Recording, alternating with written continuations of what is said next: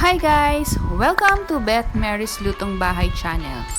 Before this video starts, please like and subscribe to my channel. Hi guys! So ito na po yung nabili nating portable barbecue top grill.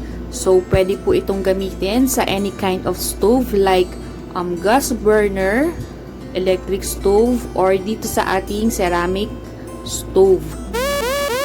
Ayan, buksan na natin siya at atin siyang kilatisin. Sensya na guys ha, medyo nahirapan ako mag-open dahil I'm holding the camera on my right hand at itong left lang ang gamit ko. Kung mapapansin nyo, meron siyang hole sa side ng ating grill pan. So, dun po yung draining system kung saan lumalabas yung excess fats ng meat.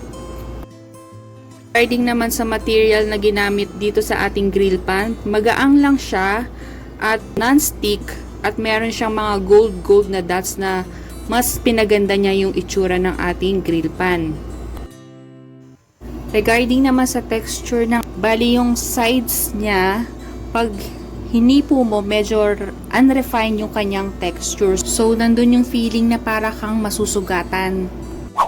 At dahil wala pa akong meat na i-grill, testingin lang muna natin sa ating eggplant. At ito talaga yung hinahanap ko sa isang grill pan, yung meron siyang marked grill.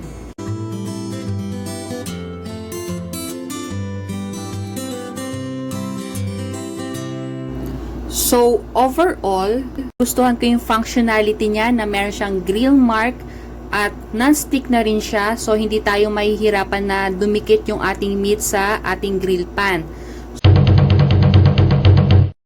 For me, it's almost perfect.